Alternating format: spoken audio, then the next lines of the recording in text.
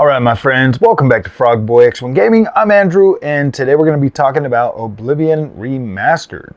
So, unless you've been living under a rock, you probably saw that the game was announced and shadow dropped today basically, but there had been leaks leading up to this, so I think a lot of us were kind of just prepared for this to actually happen. There were some pretty convincing leaks, obviously, being able to see like art and all of that stuff, comparison, you know, like side-by-side pictures and stuff of certain areas in the game and stuff. So I think a lot of people pretty much just kind of expected this to happen. I mean, there's been a lot of rumors for like Bethesda, Xbox games, stuff like that, you know, like the Marcus Fink's collection and stuff like that. So I think that when this here was kind of, you know, out there circulating and stuff, like I don't normally pay a whole lot of attention to like rumors and leaks and stuff like that, because it's like, you know, sitting there trying to, you know, get hyped up for something you don't really know nothing about. But here's the thing, guys. I had never, like, this is my first experience with Oblivion. Now, when this game came out back in 2006, I actually didn't have a 360 at that time. And then when I finally did grab one of those next-gen consoles, I got the PlayStation 3. It came out in 2007. I just didn't have a whole lot of time back then to like really dedicate and devote toward video games and stuff. Like I was, you know, I think I played the Assassin's Creed and then, you know, like some Gran Turismo and stuff like that. I just didn't have a whole lot of time to devote to gaming, so I'd never picked up Oblivion. And obviously when it first launched, you know, on the 360, I didn't have one. If I had a 360 at launch, I probably would have got it, but I just, you know, got to a point where like that time in my life was really tough to be able to sit down and play video games. So having Oblivion come out, remastered, rebuilt basically in Unreal Engine 5, you know, I don't know what to say, to be completely honest with you. I don't feel like this game is, I don't feel like this remaster is, I don't know, like it's hard to like look back at like 360 visuals and then look at this game and think that like, oh my gosh, this is from before. I guess basically is what I'm saying is like this game feels modern enough to me anyways, at least in terms of a Bethesda game, to be like, oh wow, dude, this is pretty good. Is this like, I mean, because I've never played this game, I've never experienced the story of Oblivion, I've never, you know, ran around and fully, you know, engaged in this. And most of my experience with anything Oblivion would be from ESO, from Elder Scrolls Online. So I didn't really get a whole lot of that. I haven't played Skyrim, but this has actually got me thinking about picking up Skyrim. This is what I wanted from Skyrim. New animations, because I've always just kind of been like, you know, I like Bethesda games, but like that, because I like to play a lot of games in third person, so that stiff physics and movement, you know, of like the bodies and stuff of like the third person just kind of always threw me off, and so I was just like, I don't know about this, you know, because the combat looked kind of wonky and stuff or whatever. But I mean, now that we're playing Oblivion, and it's got, you know, I mean, it's still like a little ways to go in terms of like body movement and stuff, but it actually looks freaking super cool. You know, exploring this world, you know, the world of Oblivion is absolutely breathtaking. I tried playing this today on the 5070 Ti. I've got 4 videos up already, you know, so that you can see how it plays. Obviously, we're using the features like FSR 4 on AMD. We're using DLSS on NVIDIA. We're in a performance mode, playing at 4K. I actually have settled on 4K with the well, right now, anyways. I do plan to just jump back over on the ultra wide for my playing, but I wanted to capture some footage, you know, in 4K or whatever. So I turned off the hardware ray tracing for Lumen. For some reason, it plays fine. So here's the thing: I was getting high enough frame rate on the 5070 Ti and the 9070 XT. I was getting high enough frame rate to like play and enjoy the experience with it on.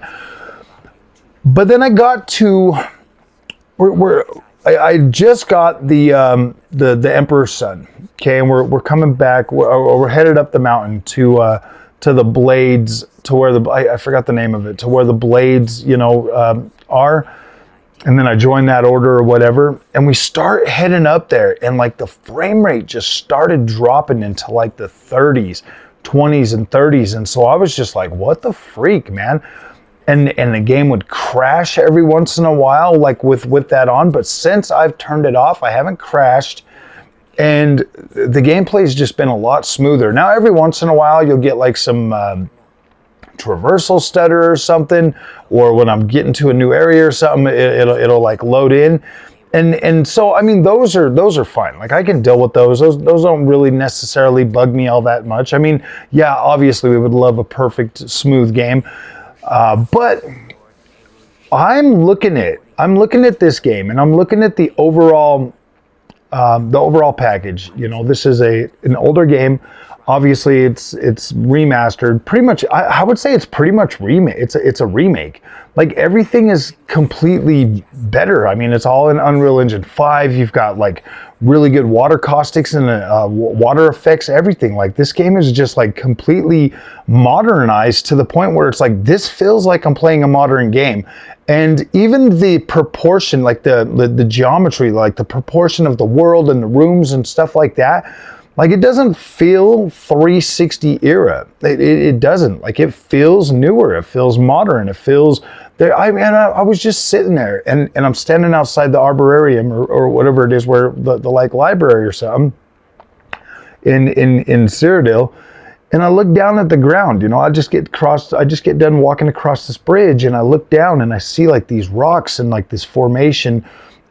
Just the way the ground detail looks, and I'm looking at this and I'm like, gosh dang, man, like this does not feel like an older game. This feels pretty modern. You've got the movement speed feels good.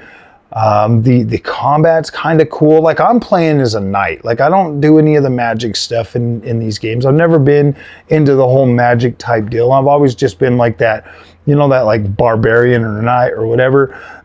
And so like I'm playing this game and it just feels so freaking cool. Like I'm fully immersed in this experience. The only reason I'm quitting is because I got to get to bed.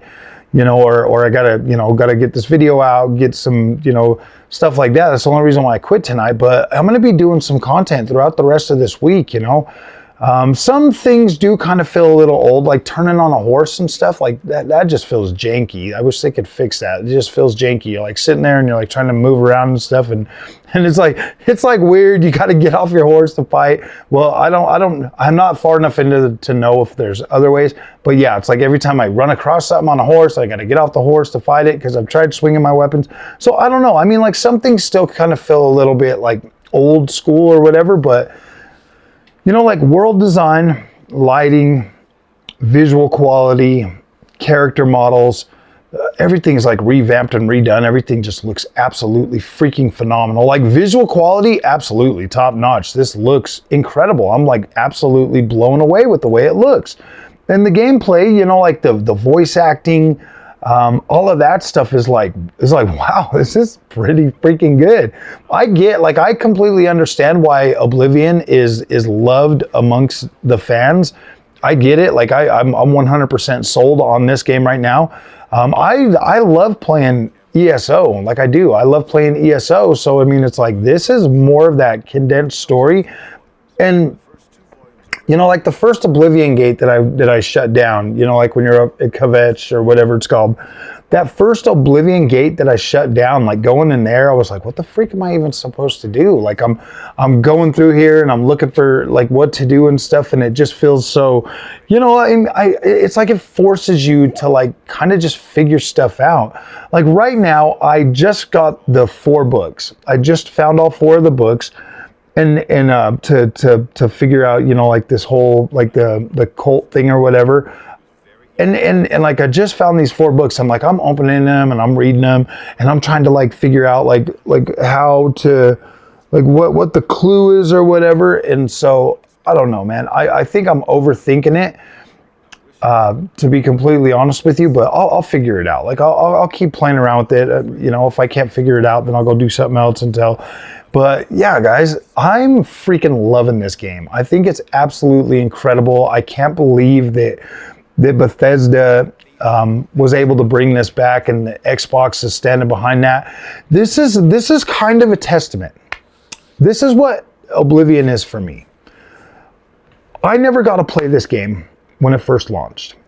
So being able to come back to a modern version of Oblivion, fully remade, fully remastered, however, whatever you want to call it, remake, remaster, whatever, coming back to this thing with such a high quality experience, being able to play this for the first time, this is a testament for why I think that certain games absolutely should go through this process. And yes, they should sell them for full price. Absolutely. They should sell them for full price.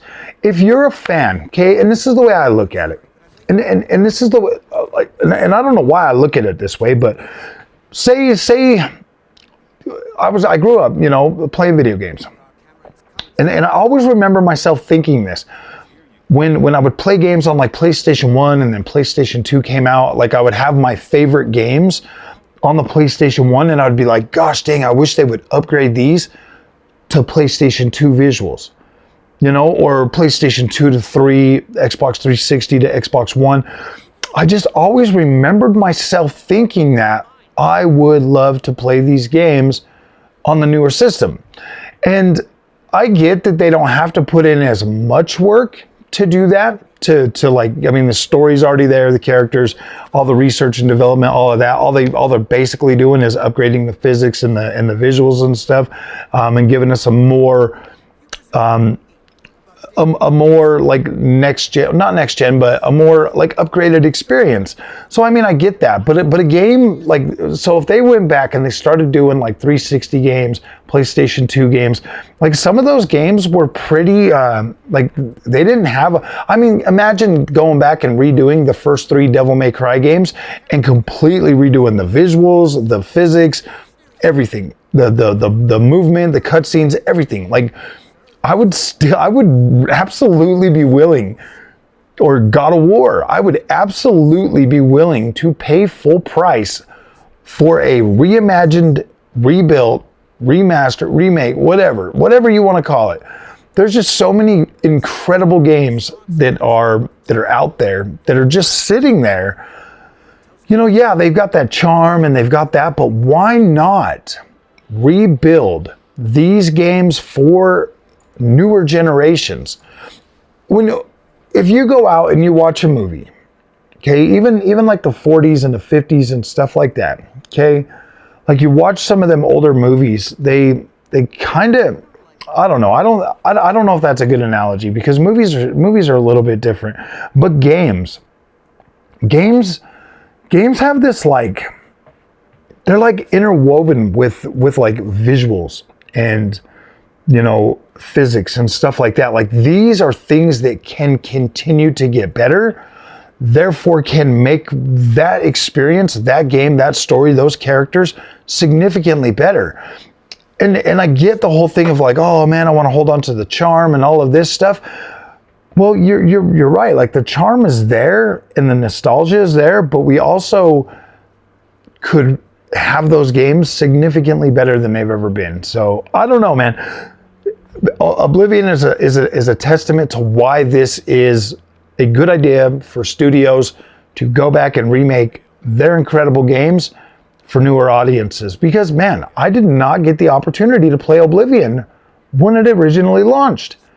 But here I am now, playing this incredible game, having the freaking time of my life, fully immersed in this 20-year-old game.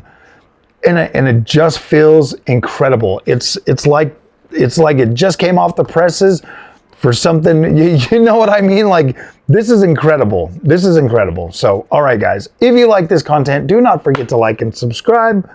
Hopefully you pick this up. Hopefully you support this game so that we can get more of these, because I absolutely love them and I want all my old favorite games to be remade. So, all right, guys, we'll see you in the next one. Thanks for watching.